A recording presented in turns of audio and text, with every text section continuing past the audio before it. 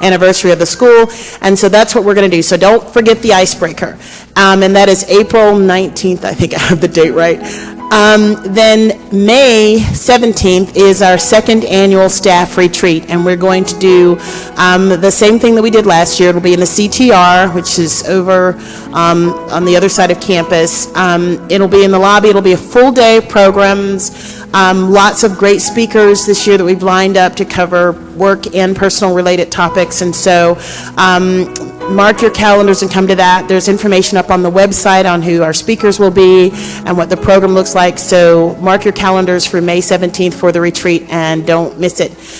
And then coming up in our future programming, if you'll remember, how many of you were here for the implicit bias or the privilege walks that we had last year? So we're going to revisit that discussion, and given we seem to be polarizing as a country, and I don't care what your political affiliations are, but truly a house divided falls. So we're going to try to talk about bias and how we can begin to work on our stuff that we have when it comes to other people and perceptions that we absorb unknowingly from our environment. And so what we're going to do is we'll watch your email. We'll be sending out a link to the Harvard study, and on the Harvard site, you sign up for an account, and it's easy. You just email in a password. You set it up so that nobody else gets your information.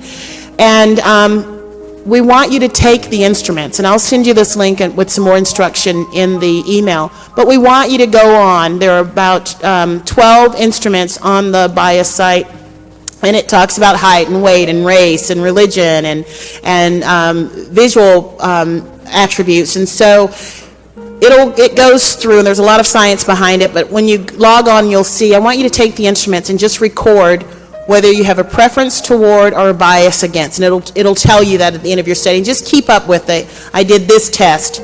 There's one on gender, and oddly enough, you'll see that women have as much bias against women just about as men do, and it's the stuff that we absorb from TV and radio and our culture and so on. And so keep up with your outcomes from your bias tests. And then we're going to have a program where we get the clickers. Nobody will see what you're doing.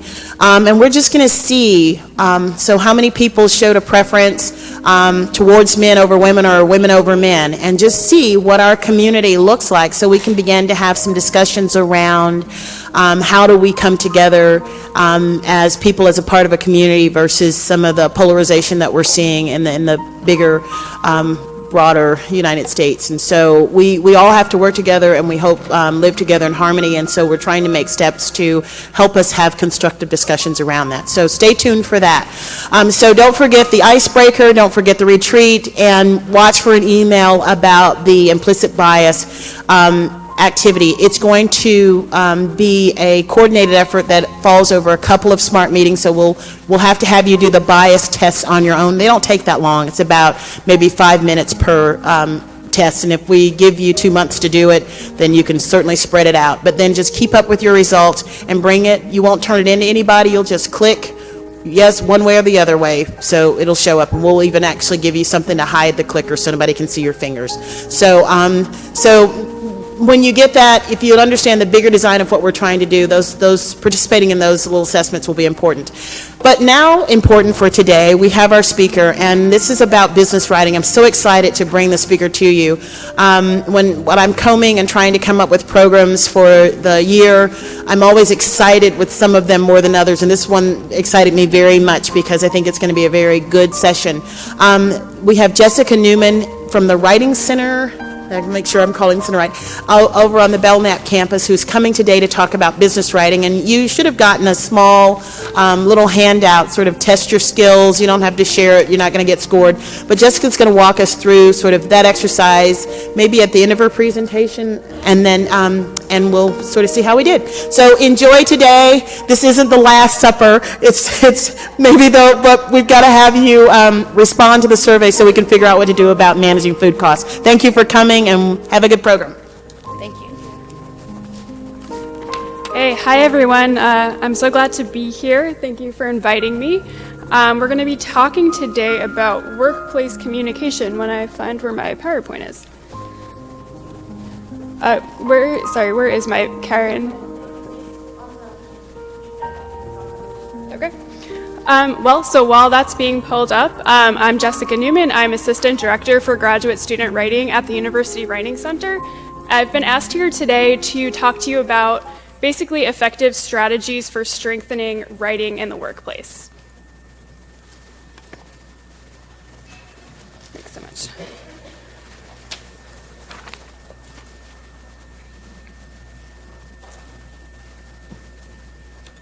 So here's an overview of what I'm going to discuss today. First, I'm going to give an overview of the Writing Center. Then I'll talk about the rhetorical situation. Then I'll talk about some major business writing principles and the paramedic method, which you can use to address them. I'll talk about a few common confusions, and this is where the quiz can come in. And last, I'll talk about a few other strategies that you might use. So basically what I'm going to do for each of those after the Writing Center is kind of introduce a principle and then discuss a strategy that you can use to kind of follow through with that principle. So I tend to prefer participatory presentations, especially when it comes to writing, because I feel like that ends up being how you really process what I'm saying. Because this is a larger audience, what I'm going to ask from you today is just to participate in the form of some written reflection, if possible.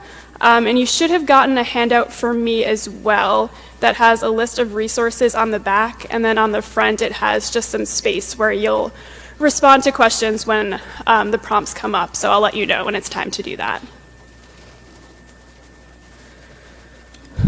So since I'm here to give you resources on writing, I would be remiss if I did not talk about the Writing Center, first of all, since that's where I'm from, but also that is a major on-campus resource that's available to you.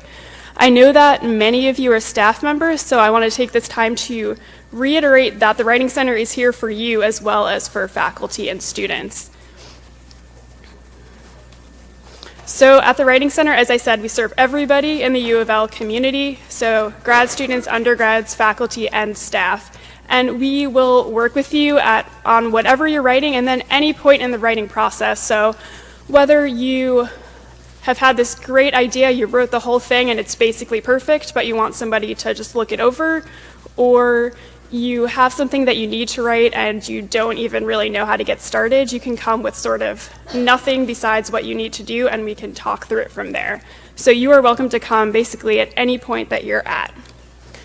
And again, we can help you with any type of writing. So whether, well, you work here, so maybe not a resume, I don't know. But any type of writing that you might have, and that can even include personal writing. I did not do this, but somebody helps someone with his wedding vows, if you have a novel. So we do it all. So you're welcome to come in with anything. And to go over the appointments briefly, the appointments are 50 minutes. They start at the top of the hour.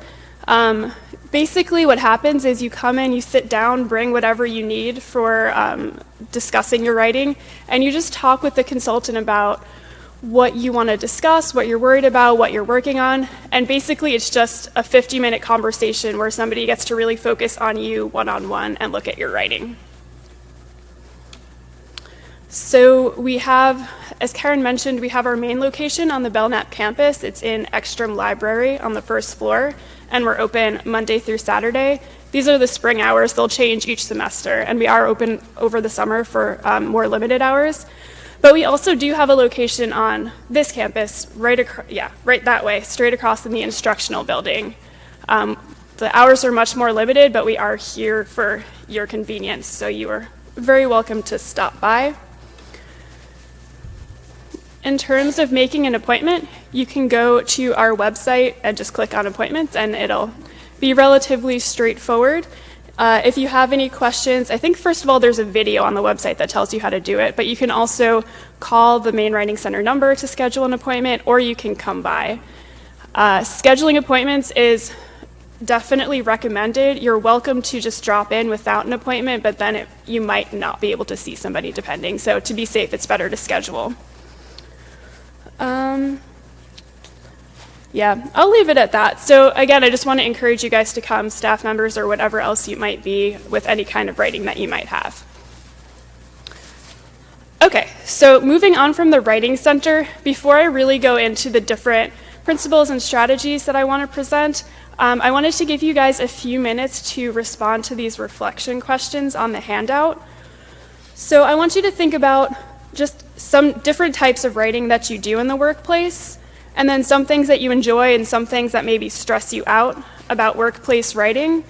And then lastly, what aspects of written workplace communication you feel that you're good at and what things maybe you could improve on. So I'll give you like 5 minutes to really think about that and write it down if possible, and then we'll keep going and we'll return to this a little bit at the end. So we'll come back in about 5 minutes.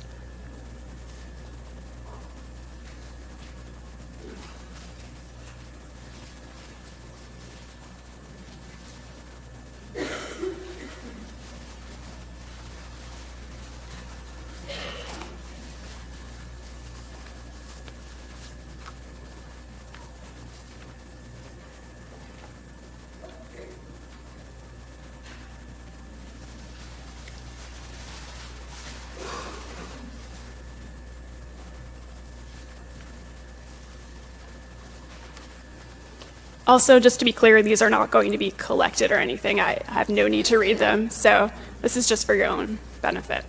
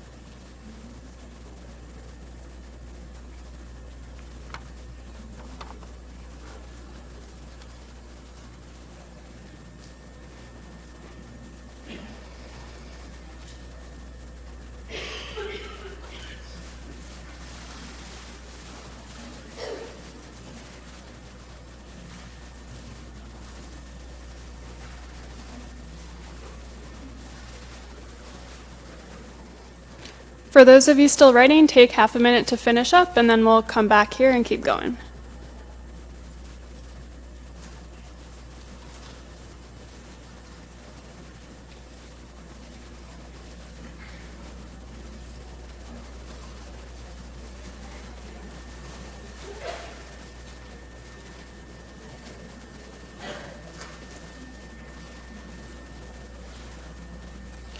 Okay, so as I mentioned, we'll come back to these reflections later, but for now, we're going to go on to talk about the rhetorical situation. Basically, when you're working on any type of writing, it's useful and very important to think about the rhetorical situation. What you consider for the rhetorical situation can be kind of broken down into different ways, but for the sake of this, I'm just going to talk about purpose, audience, and genre.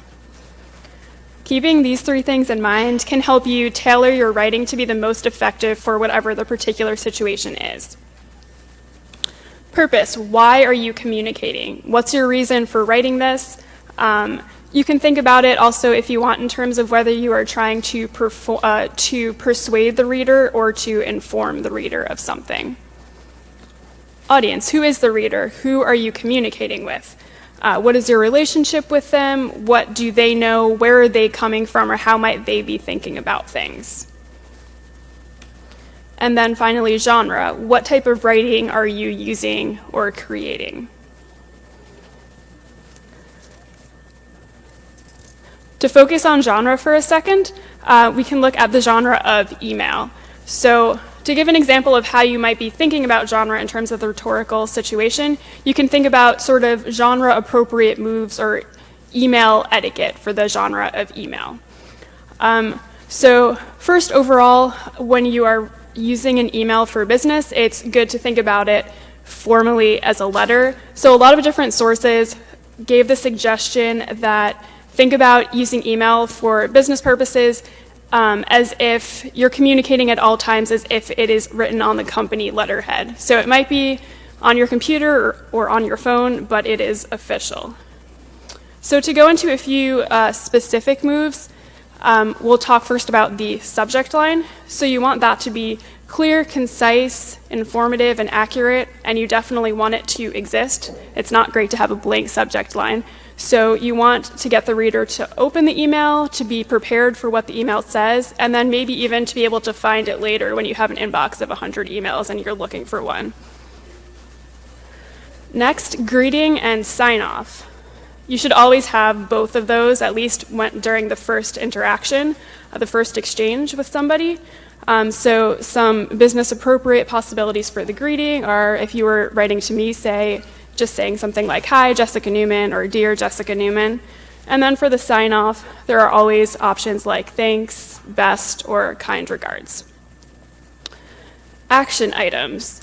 So especially if you have a longer email, it can be really useful to have a list of these action items at the end. So basically a list of the things that you expect the reader to do based on this email. So that makes it absolutely clear, especially if the email is long, what you are looking for, so there's sort of no excuse for them to get out of it. Next, including all of the necessary details, which I know sounds obvious, but this includes things like your contact information, including your title, and including your email, even though you are sending it from an email. And any other information that the recipient might need to do the things that you're asking them to do. Don't assume that they have any information. Next, deciding if you are going to use to or CC, and then reply or reply all. So some good rules of thumb here are use to if you're expecting a response from somebody, and then CC if you just are trying to keep somebody in the loop. Use reply if you think everybody on this train needs to hear it, and reply all if you only want the writer to hear it. Then you want the email to look professional. You don't need to use crazy fonts, crazy colors, caps, italics, or whatever. You want it to be easy to read, and you want to represent your workplace in a professional way. So these are just a few things that are a little bit more specific to email than maybe other genres of writing, and that's just an example of how you might keep the rhetorical situation, specifically genre here, in mind as you are deciding how and what to write. So for thinking about the rhetorical situation as you're writing, you can ask yourself these kinds of questions. What is the rhetorical situation? So again, that's purpose, audience, and genre. Are you following genre conventions? Is your tone or level of professionalism appropriate? So are you writing to your assistant or to your supervisor, and how should your level of professionalism change? Are you writing to thank somebody or to ask them for a favor, and how should your tone change accordingly? And then for these last two questions, basically putting yourself in the reader's shoes. Can they understand what you're saying? Is it clear? And do they know what to do based on what you're saying? So always thinking about the reader is a good rule of thumb.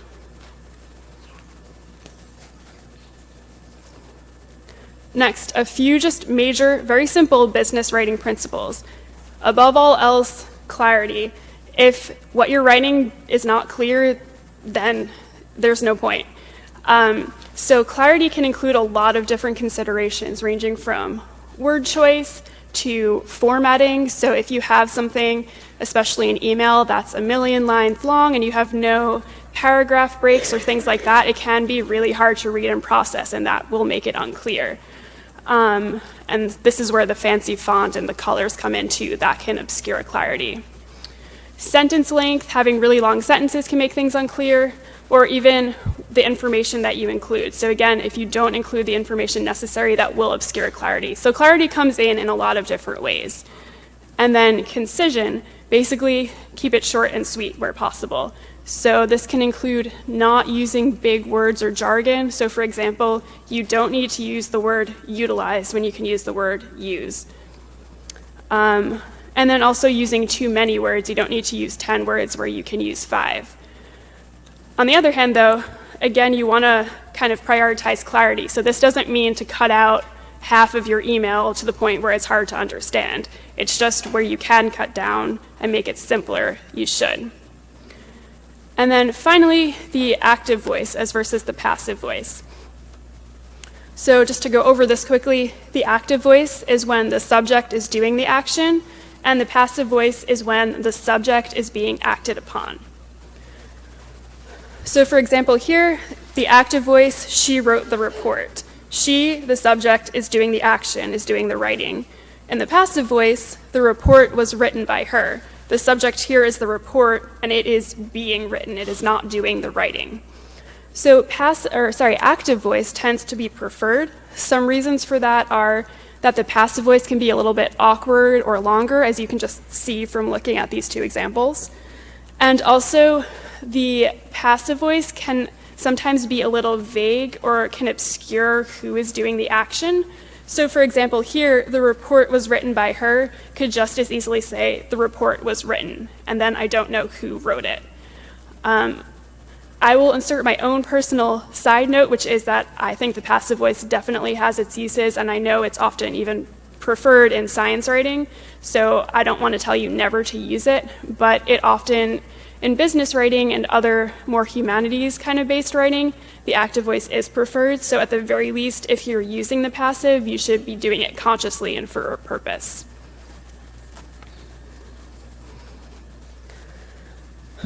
Okay, so moving on to the paramedic method, this is a way of getting at those 3 principles from the previous slide: clarity, concision, and using the active voice. The paramedic method has 6 steps that basically lets you look at a sentence and then work to revise it in a systematic way to get at those 3 principles. This method was developed by Richard Lanham in his book Revising Prose, and then the Purdue OWL, if you know that, has an adaptation of that, and I am doing an adaptation of the Purdue OWL. So I'll go over the steps first, and then we'll look at an example together.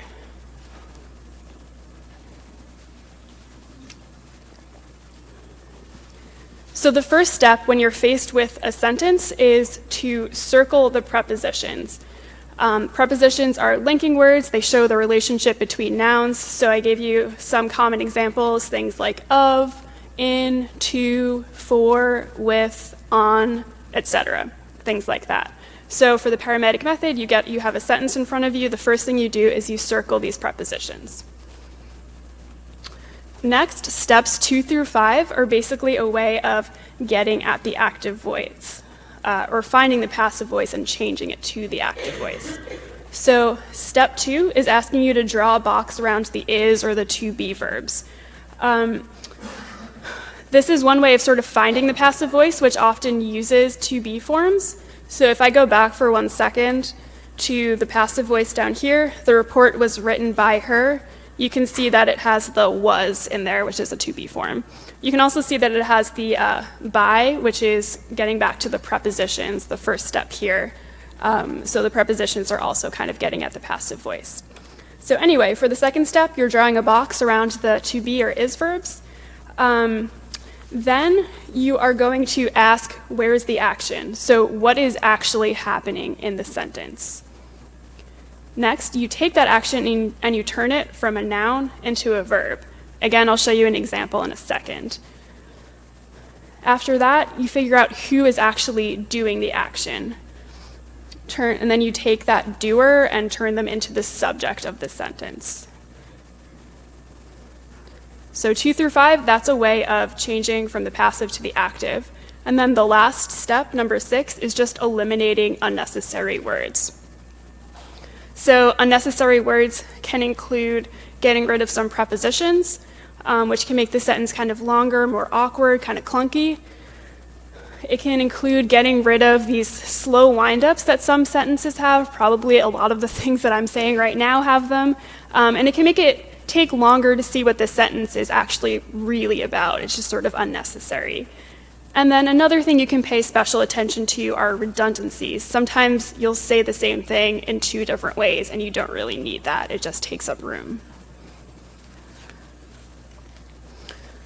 So here are those 6 things again, these are the first 5. We'll get to the 6th on the next slide. And here's the sentence that I'm going to use as an example. I think that in this paragraph is a demonstration of the use of good style in the writing and creation of a report. So as you may see, it's kind of long, unnecessarily clunky, convoluted. So we'll use the paramedic method to see how we can revise it. So first step, circle the prepositions. Again, the words that show relationships. So first preposition is in. If I was to go through the rest of this, I would circle of, in, and of. So that's the first step down. Next, I'm going to draw a box around the is verb forms. Easily enough, this one happens to be is, so found that without a problem. Next, I want to ask, where's the action? So what is happening in this sentence? What's actually happening is that something is being demonstrated. There's a demonstrating of something.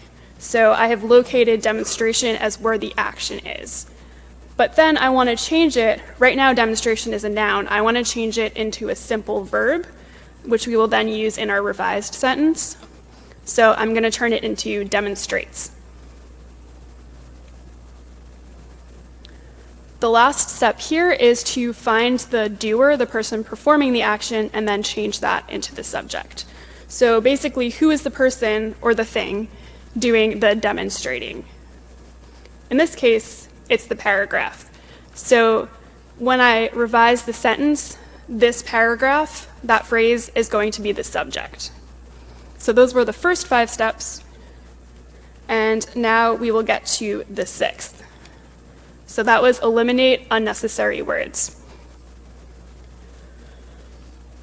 First, I crossed out, I think that. We've got that unnecessary wind up there. Obviously, I think that's why I wrote it down. So we don't need to actually say that in, more formal written writing. So got rid of that. Then I can go straight into my revised sentence, starting with the subject, this paragraph, and then the verb demonstrates. So now I'm going to keep going with step 6. I don't really need the use of, because you can say it just as well without it. So moving on, I can just say this paragraph demonstrates good style in, and then I don't really need and creation. And creation is basically saying the same thing as writing. So I can get rid of that, it's redundant. So what I'm left with now are basically writing and report, but it kind of still has a lot of prepositions in there, which can make it unnecessarily awkward. So I'm just going to change that. Instead of writing of a report, I'm just going to say report writing. So we went from, I think that in this paragraph is a demonstration of the use of good style in the writing and creation of a report, to this paragraph demonstrates good style in report writing. So there's no one right answer here in this revision, but that's just an example of how you can use these 6 steps to come to whatever version of a simpler sentence you happen to come to. So like I said, I think it's helpful if you actually do things yourself instead of, it's kind of awkward to see my thought process going through this. So I would like you guys to take this chance to practice on this sentence. So I have the 6 rules up there so that you can just reference them. And the sentence here is, I would argue that the email was written by her in a clear and concise manner. So you can follow these 6 steps of the paramedic method with this sentence, and I'll give you a few minutes to do that, and then we can go over it. So I will come back in a few minutes. And again, there's no right answer. You might come up with different things.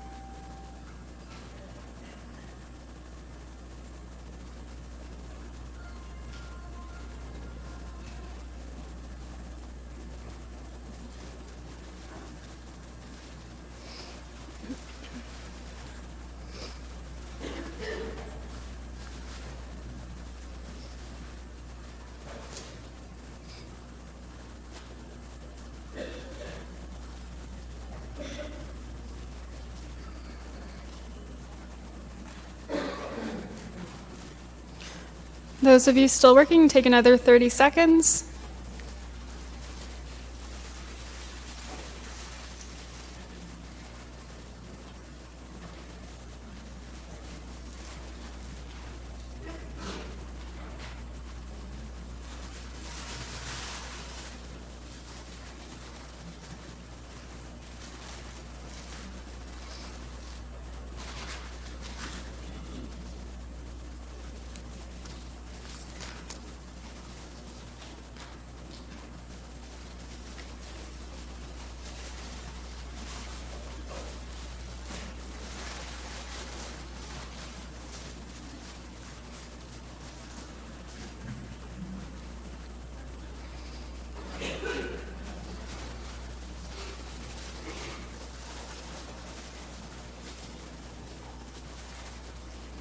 Okay, so I will go over what I did in a second. I would prefer if we could just share what you guys got, but it's a larger audience, so I'm not going to subject you to that. Before I do that, though, I feel like I should add, I know this is kind of like, you're not going to sit down with every single sentence that you write every day, which are many sentences, and like pull out these 6 steps and go through them. You know, like, obviously that's not going to happen.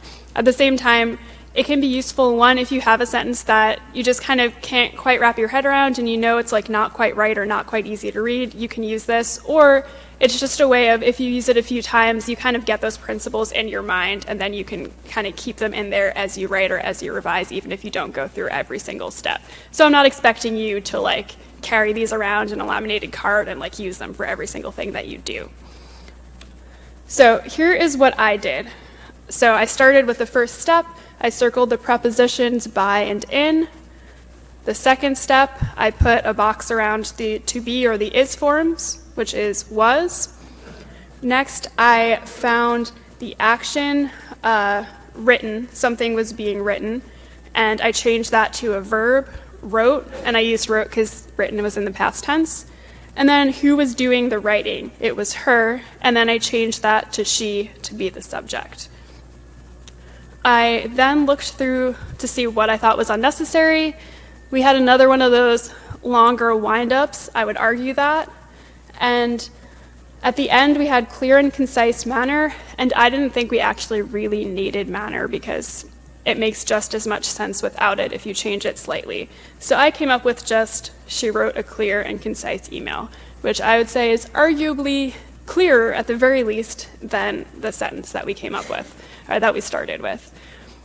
So we will end on the paramedic method here, and I'll keep going, but I do think it's useful to at least keep in mind. Okay, so now what I'm calling common confusions. So these are things that a lot of people tend to like slip up with.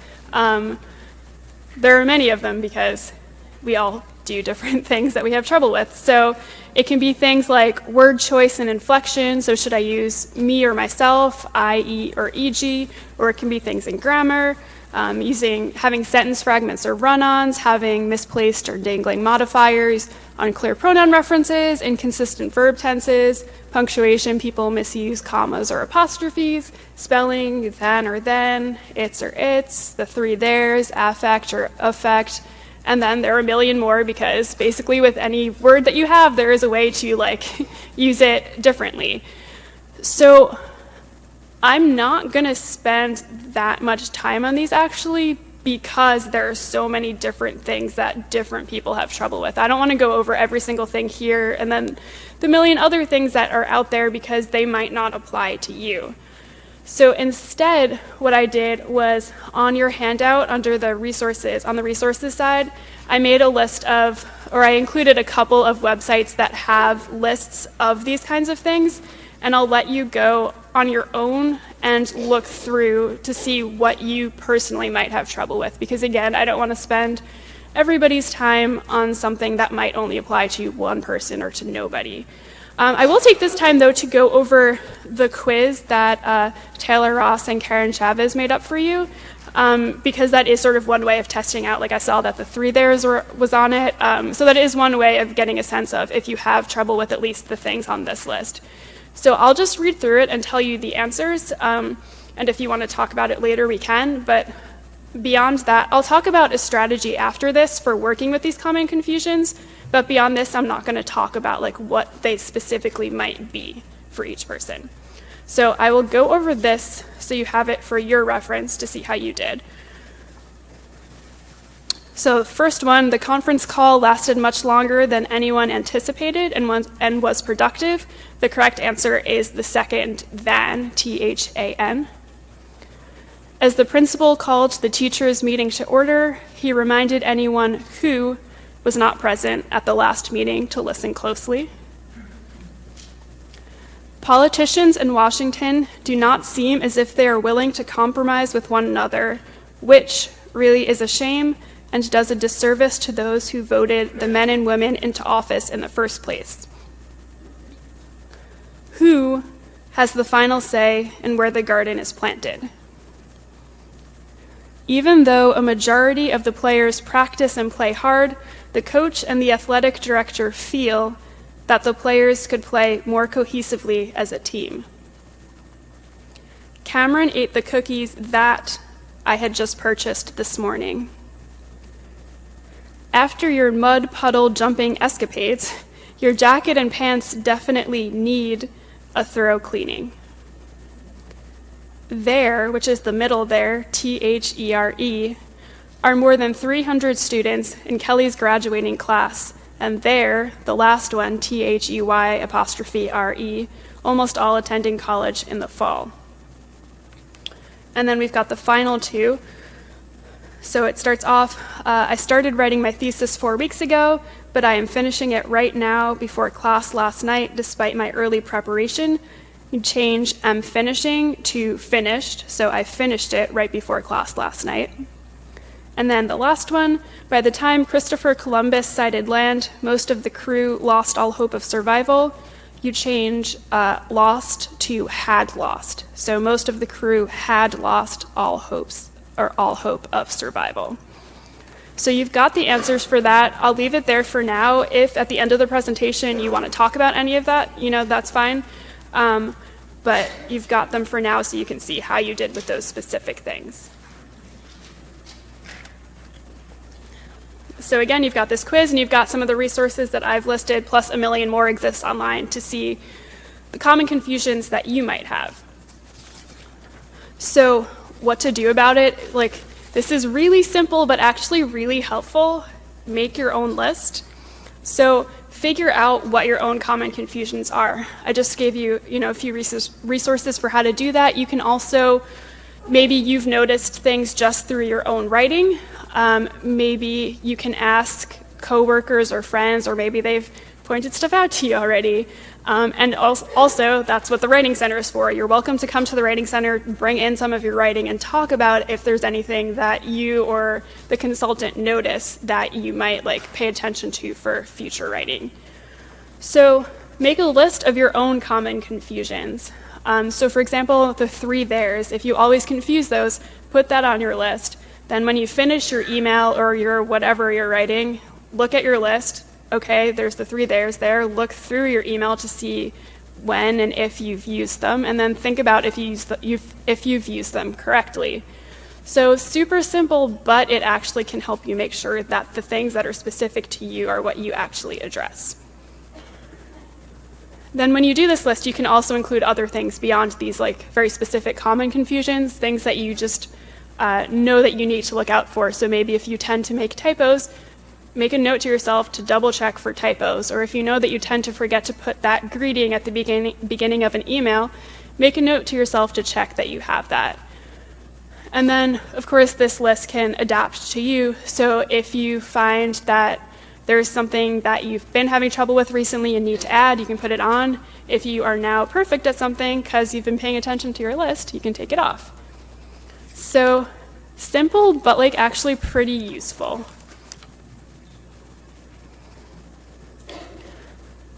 So lastly, these are just a couple of other smaller strategies that you can use. First, reading out loud is a huge Writing Center staple. If you've been to the Writing Center, odds are that you've been asked to read something out loud. And it is actually really helpful basically, I feel like every time I've worked with somebody there who hasn't been asked to read something out loud and they do it for the first time, they're like, oh, I probably should have done this before. Because by having to say every single word, you have to pay attention to every single word, and then you can really notice things that you might not have otherwise. And it also just allows you to engage with the text in a different way that can help you notice things. Similarly, printing something out to review, so looking at a hard copy instead of something on the screen, can also actually be really effective, whether you're just kind of glancing it over or like giving it a really hard edit. Third, just one strategy is to try not to write important business-like emails on your phone. Autocorrect, it's just so easy for autocorrect to do something embarrassing. It kind of happens to me without fail, even though I proofread everything, and it's really hard to it's harder to proofread on like the tiny phone screens. And I only do it really in emails to my parents, but they just always email back and are like, what? So, I mean, if possible, try to avoid that. Okay, next, using models. So these can be models of your own making or models that you found. So if you've written, I'm just sticking with emails as an example, if you've written a really good email that you're proud of and you think has a strong structure or things are said well, save it. If somebody sends you an email and you feel the same way about it, save that. Or you can go look online or wherever else for a strongly written email or whatever genre of writing. Save these and you can use them as a template. It's kind of like what you might have done for like if you're applying to college or to whatever else, and you have kind of like your standard essay, and then you change out the last paragraph and like the title of the school for like using it for the next school. So you can save this email template or the template for whatever genre of writing and just replace it each time you use it with the information that's relevant for this new use. That can just make sure it can save you time because you don't have to sort of reinvent the wheel each time, and then just help you use this strong example of writing. The thing that you have to do though is to like triple check that you've actually changed it, so you don't use this email template to send to Mr. Smith, but it has the name of somebody else from before, and then that's awkward. So it is a good strategy, but you also have to be really careful when you're using it. Next, another thing that might sound really stupid, but use spell check. It's there. It's not always right, and you shouldn't like completely rely on it. But at the same time, at this point, like it's on everything, so we have kind of less excuse for having typos. Next, getting the details right. I'm bringing this up especially with things like email. So, for example, things like the spelling of the name of the person you're sending an email to. Especially, I feel like when typing, it's easy to mistype something. So once I submitted something to somebody whose name was J.A. Tyler, and maybe I overthought this because I specifically told myself not to do this, but I took the A from like J.A. and moved it and said J.A. Taylor, even though I told myself not to, and I was really embarrassed. And luckily it all worked out fine, and he accepted the thing that I submitted. But if he didn't accept it, I would forever be like, oh, it's because I said J.A. Taylor. So it's just something that's really easy to do because, names are not as standardized. So paying attention to things like names or the gender and the title of the person that you're contacting, which can be tricky. So paying attention to those things, those small things, can be really important. And finally, listening. You can't really write effectively if you're not listening to what you're responding to. So it's not all about writing clearly and concisely, etc., because you have to be responding to the right thing. So those are the major concepts that I wanted to talk about today. I want to take a few more minutes to do a reflection, and then we'll have some time for questions if anybody has them. So for the next 5 minutes, if you could think about the most useful concept that you will take away from this presentation, or, I'm not collecting them. If you want to say this was super not useful and here's why, feel free. Thinking about which of these strategies, if any, you have been using, and then how you might use these strategies to address the stressors that you mentioned earlier in the first reflection, and then to address areas where you might improve. So basically, overall asking, how can you use the stuff that I presented?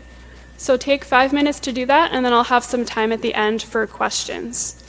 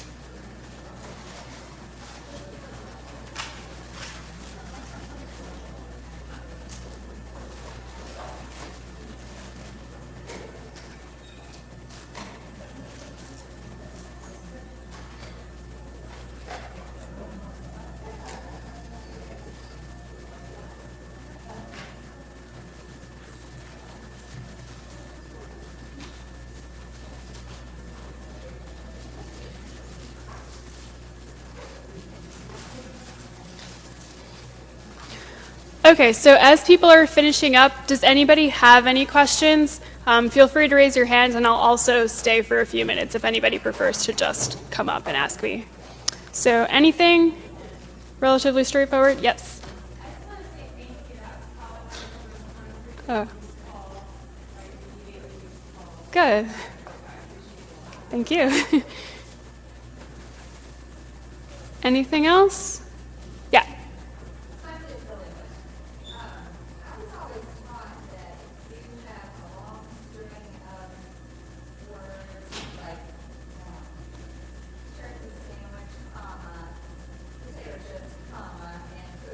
Mm-hmm. Mm-hmm.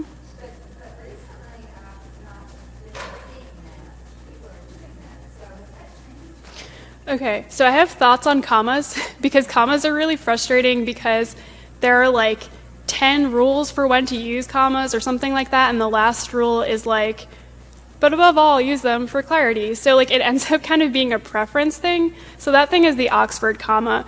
My personal preference is like, and this is just completely a personal preference, I tend to not use it because I just like using fewer punctuation marks. Some people tend to use it. I think the most important thing, I don't know about like the trend in using it, whether people are using it less now or like I haven't been paying attention to that, but I think the most important thing is there are times when having that last comma makes it a lot clearer, and then you should definitely use it. There are times when having it maybe makes it a little bit more confusing, and then maybe you shouldn't use it. But there's no kind of right or wrong. The biggest thing is to be clear, and then the next biggest thing is to be consistent in your own writing. So yeah, in the end, with commas, it comes down to clarity and like personal preference. Yeah. Yeah.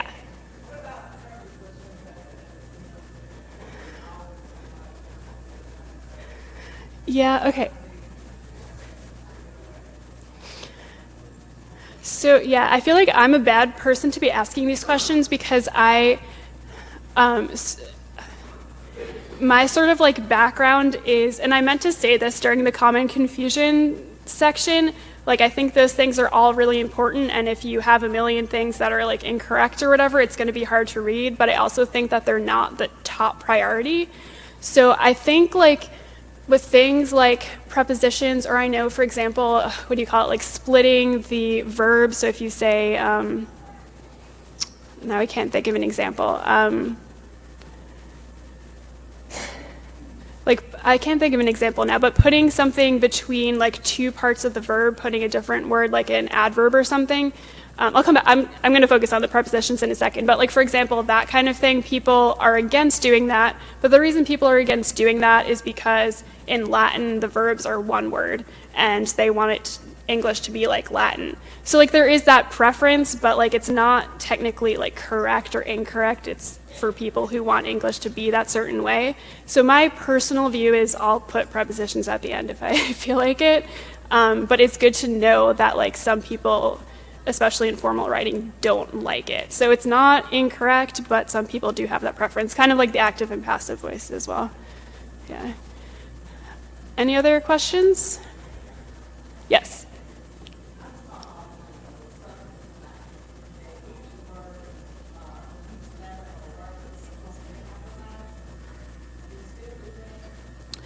For titles? Oh, the subject line.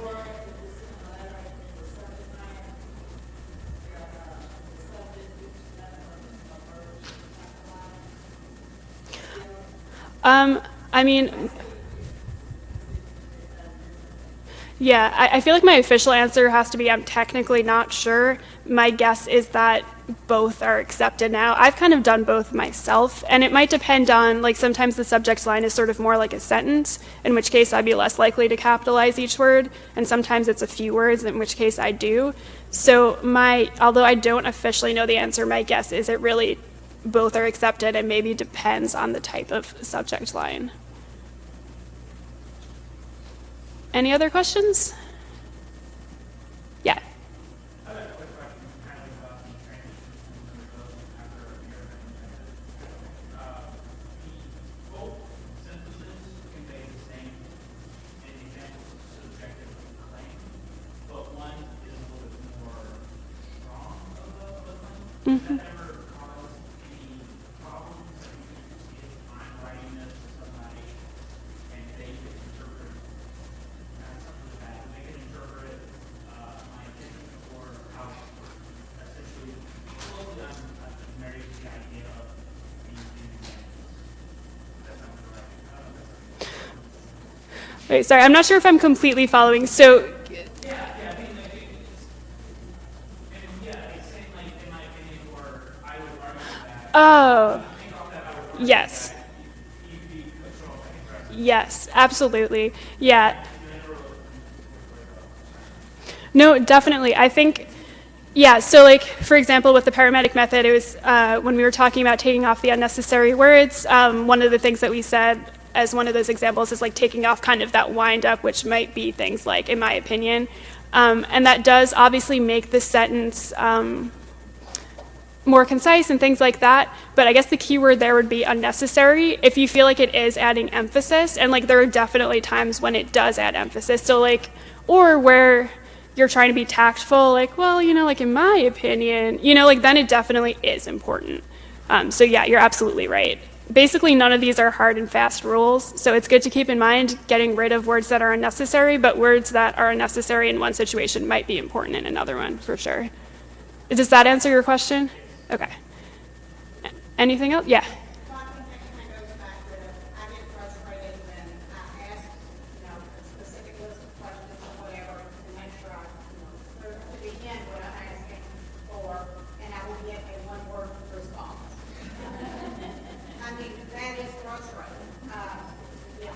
So I don't know, and then just the courtesy to reply to somebody's email and tell them I can pick it, I have to think about this or whatever, but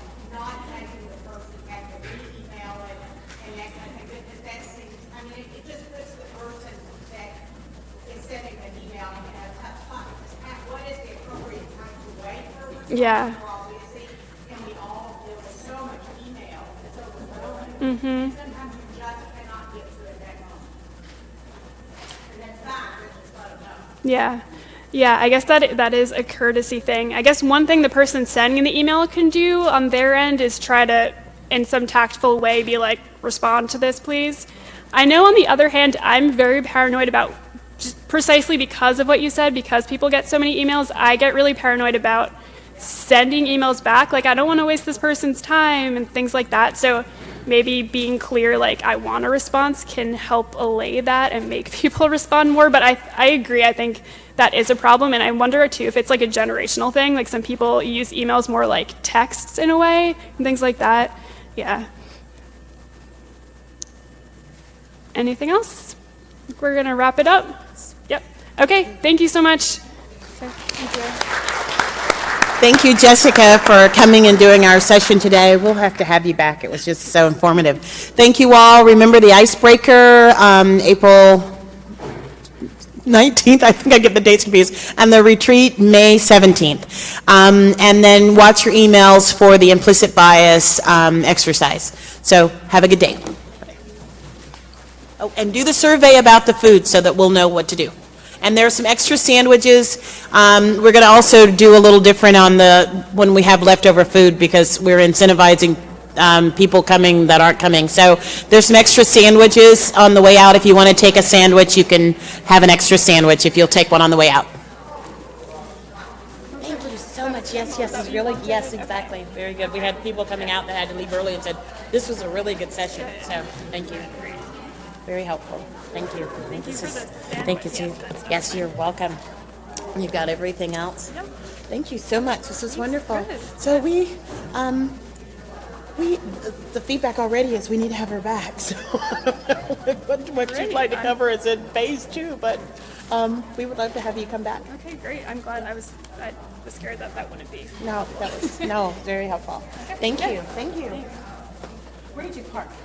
I actually work right across from the edge, and yeah, so I just have my